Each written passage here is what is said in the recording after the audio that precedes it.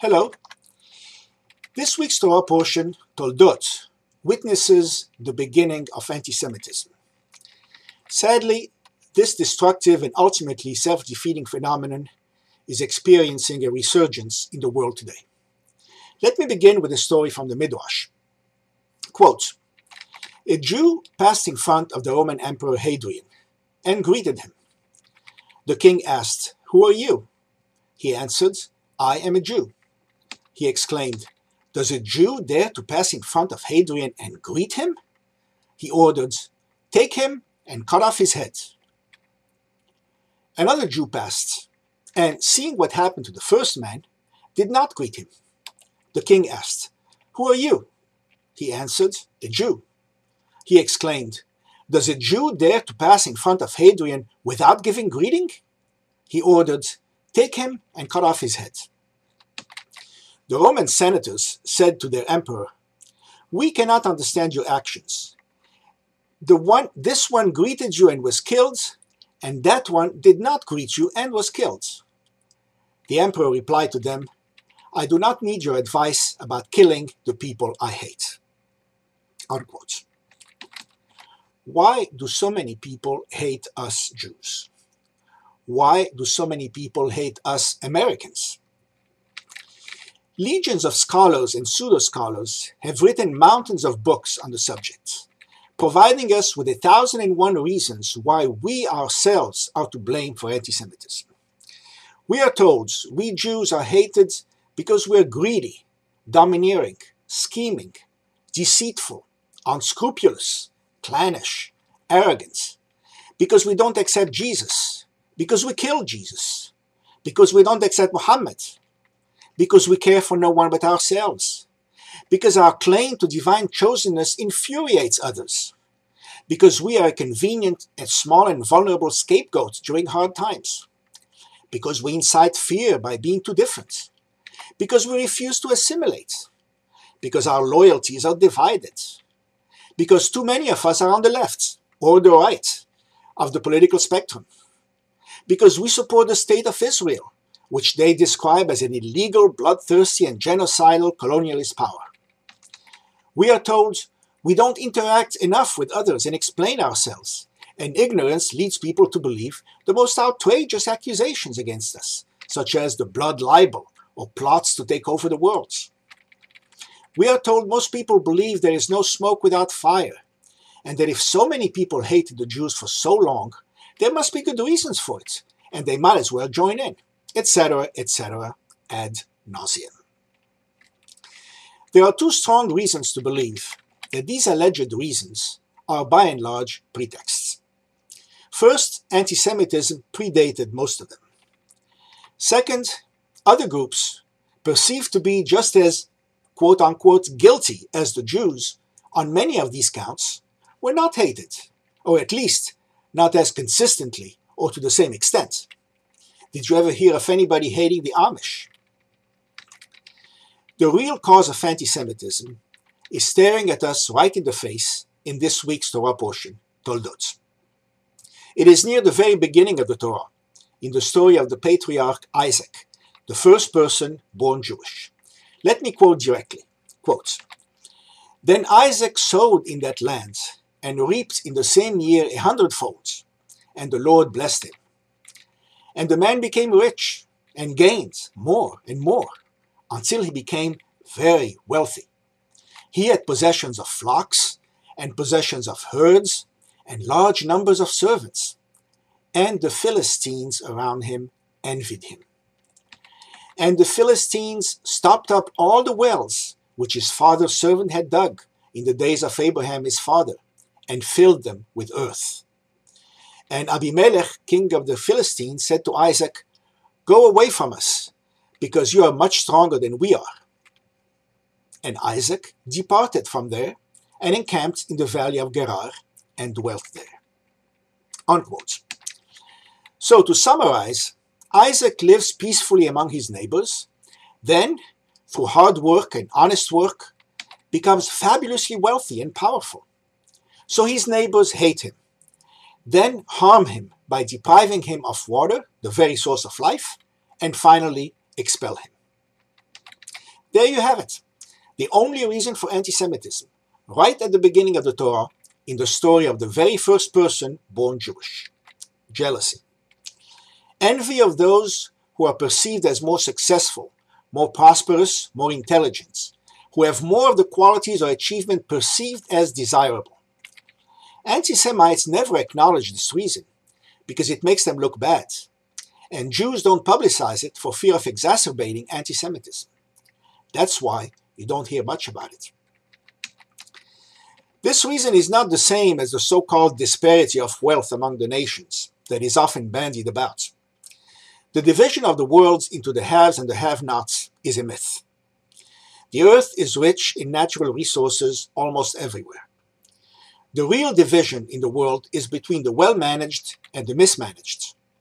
There are plenty of countries that enjoy prosperity and achievement in spite of being poor in natural resources. Israel comes to mind. And there are even more countries that are basically rich, yet whose people live in squalor, poverty, and ignorance because of corruption, oppression, and mismanagement on the part of their leaders. Jealousy is deeply rooted in human nature. As the old Jewish saying goes, we anger God with our vices and men with our virtues. So important is the need to control this feeling that the Torah found it necessary to include right up there in the Ten Commandments, you will not covet. Jews and Americans are prime victims of this phenomenon. Jews are perceived as successful, not always individually to be sure, but certainly as a group. Material wealth is the most visible aspect of this success, but it is not the only one. Jews also possess intellectual wealth. Only one person in 500 is Jewish in the world today, yet one Nobel Prize in 3 goes to a Jew. So Jews are getting Nobel Prizes at a rate more than 150 times higher than you might expect, given their small numbers. Jews exhibit military prowess. Witness tiny Israel being victorious against large and mighty Arab armies. Jews exhibit economic prowess. Witness Israel's meteoric rise in the world of modernity and technology. Jews enjoy disproportional representation in the professions: physicians, lawyers, accountants, teachers, researchers, etc. Disproportional representation among holders of college degrees. Disproportional representation wherever revolutionary ideas are brewing, and the influence that comes with all these achievements. And the biblical teaching that the Jews are the chosen people only exacerbates this feeling of jealousy. Rising anti-Americanism in the world drinks from the same source.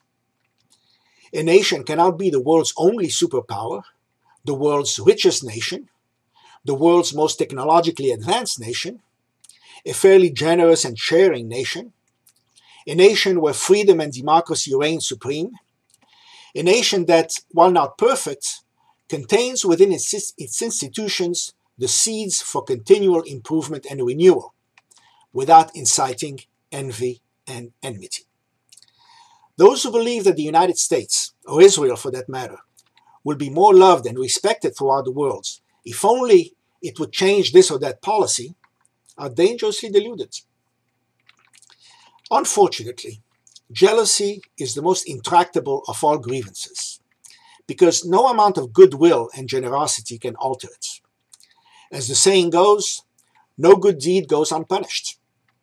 Any initiative, any form of interaction, however well-intentioned, can and will be viewed as patronizing and condescending. It may even exacerbate it. People are proud and resent what they perceive as pity, handouts, or charity. This is all the more true if their own country or ethnic group was dominant in the past. It's tough to be a has-been. This goes a long way towards explaining the attitudes and actions of many countries, especially Islamic ones. So, what can be done to prevent matters from reaching the boiling point?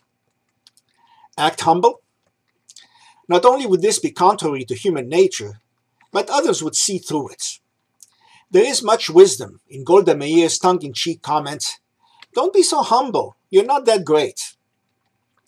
Certainly, being careful to eliminate the appearance of arrogance and cockiness would help, but only at the margin, because the root cause would still be there. Reduce achievements? Dumb yourself down? This is so contrary to human nature that it's not worth discussing as a serious option. Even its weaker companion, letting others take credit for your achievements, is totally unrealistic.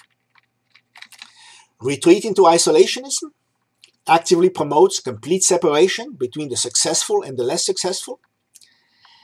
In today's interconnected worlds, this is practically impossible. Economies must always expand into new markets.